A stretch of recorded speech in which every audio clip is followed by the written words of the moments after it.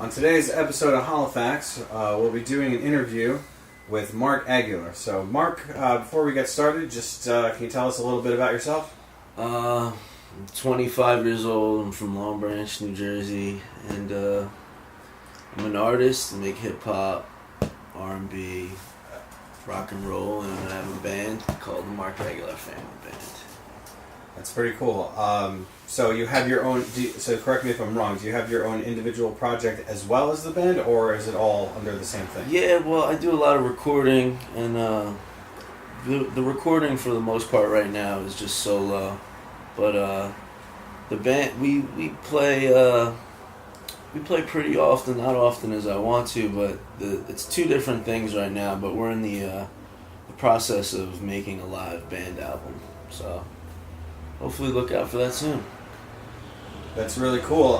Is it going to be recorded at one of your upcoming shows?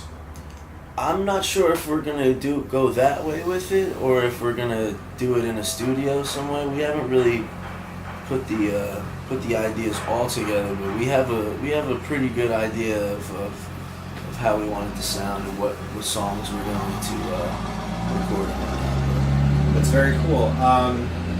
What kind of, how many, I guess, releases, do you have any EPs or a full album out yet by any chance? I don't have any EPs or albums, but I have a lot of music, I have a lot of audio, I have a lot of video. I mean, I wouldn't say a lot of video, but I have a good amount of video, thanks to Dan, and you could pretty much find me on YouTube, and Where at? I'd say, well, I have a channel under Mark Aguilar, and anything, I guess Mark Aguilar Music on Instagram and things of that sort. But right now it's just audio, but I have a lot of recordings out right now, close to maybe like 100.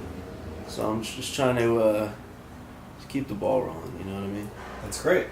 So that's pretty exciting because most usually people try to rush things out as soon as they get things together, but it sounds like you're trying to keep things intact and for sure. And potentially, do you think that any of the songs right now are something that you'd want to push to release on an album in the future, if that's where you want to go with it, or do you kind of want to maybe have some of that and also some new material as well? Oh, absolutely.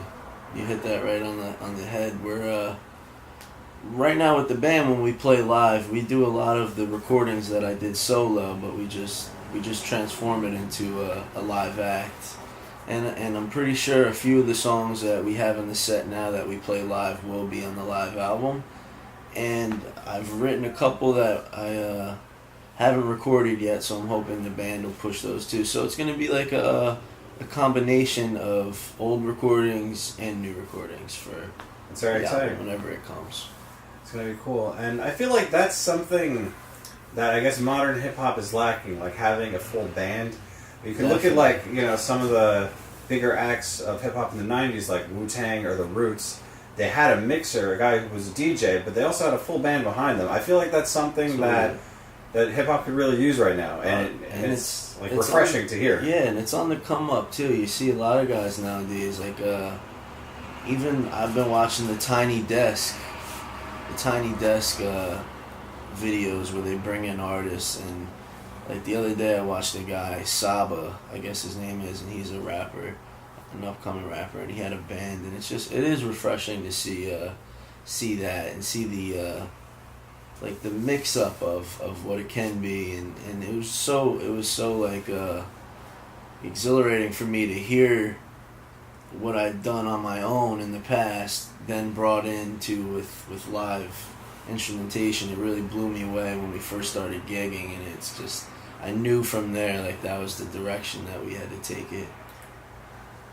Yeah, it adds so much more, so many more dimensions to the sound instead of just focusing on the standalone beat. Especially when you're working with other people, you have no idea what other people are going to contribute and bring to the table. Absolutely. So, it could take you down avenues you didn't think the song could have even went to. Yeah, absolutely. So and it's been so much fun playing and just getting to know how the sound is live. It's amazing, and I got to thank my buddies Ike Gutierrez, Cranston Dean, and Riley Shiro, and my buddy Ty Harrison for helping me put that together and keeping that rolling. And more to come from the Mark Aguilar family band, man.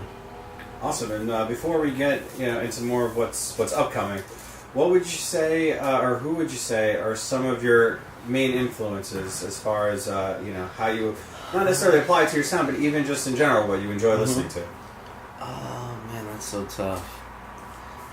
It's a wide range of, I'd say, a little bit of classic rock. I love the Beatles, man. I love the old stuff. I love melody, and my dad put me on to a lot of good melody when I was younger. I listened to like jazz guitar players like Pat Metheny, and he wasn't really a lyricist. He's just a musician, but just the melody of it, and Stevie Wonder. Stevie Wonder is a big influence for me, and man, that's a tough question. That is really a tough question, but say Stevie, the Beatles.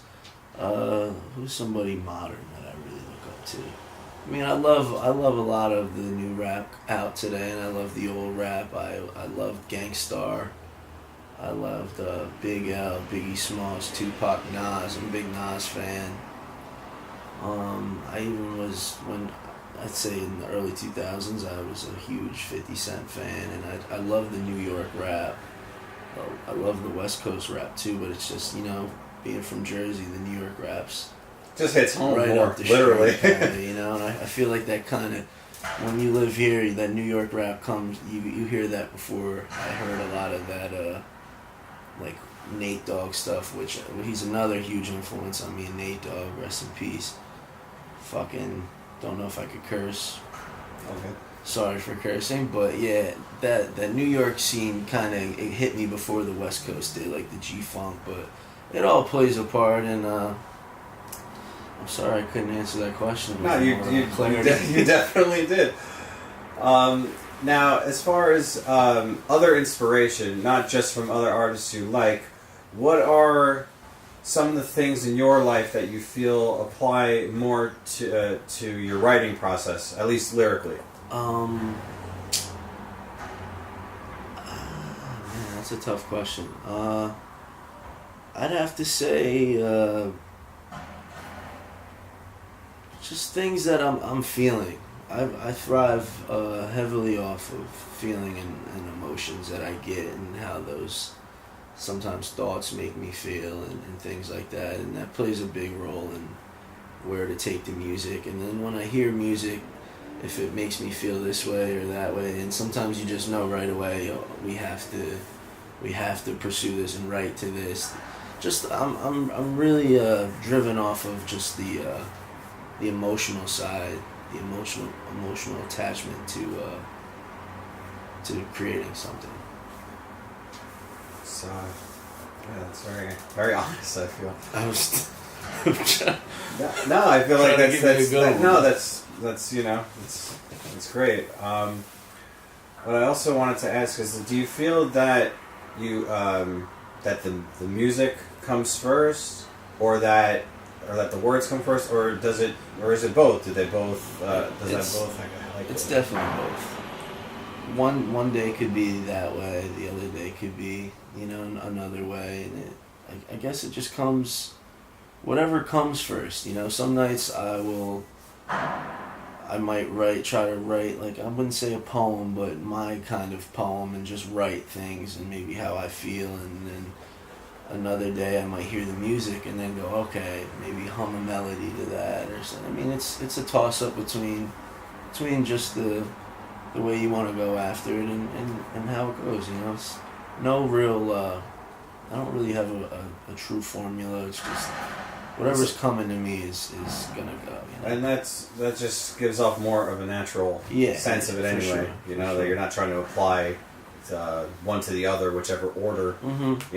That keep it organic, and don't force it. Don't try to do too much. Just feel it out as it comes. That's what I would.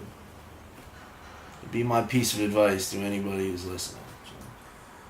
Now, what would you say are some of the things we could look forward to that are coming up in the world of Mark Aguilar? Things to look forward to. Alright, I didn't put this out yet, but I want to drop, it's gonna be it's gonna be like a mix of a rap tape and a little bit of R&B, maybe a little more than a little of R&B, but it's gonna be called, either the Six Tape or Welcome to the Six Tape, and I plan on dropping that sometime around Christmas or New Year's. So that's something to look forward to for rap fans. So keep an eye out on that. And saying 2019 for the Mark Aguilar Family Band live album. The live album. Okay. Do you have any upcoming shows? I'm playing a show at the Brighton Bar on November 10th. It's a Saturday, I believe, and it's for it's like a chili cook-off that a Long Branch guy's put together. He's done it before. He did a big barbecue cook-off in the summer, and he brings out all these comedians, and he's a comedian too. Shout out to Don Harris. And he put together a great event last time, and there's tons of different foods, and you judge the foods, and there's about 10 comedians, 2 or 3 bands. We got to do it there, and we're going to do it again on the 10th, Saturday at the Brighton Bar in Long Branch. So if you're free, come check that out. Yeah, definitely come check that out. That sounds very exciting. All right. Well, is there any other things you would want to announce to your fan base? Any other? Right now, the only thing that I could really comes to mind is keep a lookout for the 7 Nation music video coming soon with Dan Friedman, and go check my new song out called Tumbleweed Connection on the internet. And see you soon. All right, so you know where to find him on YouTube, Mark Aguilar. Do you have a Facebook? I don't have a Facebook right now. I'm not up on Facebook, but the Instagram is Mark Aguilar Music, and you could click the link in bio for Tumbleweed Connection. Let me know how you guys feel about that. All right, so you know where to find him on YouTube, on Instagram, and for his upcoming video, check it out on DMF Films.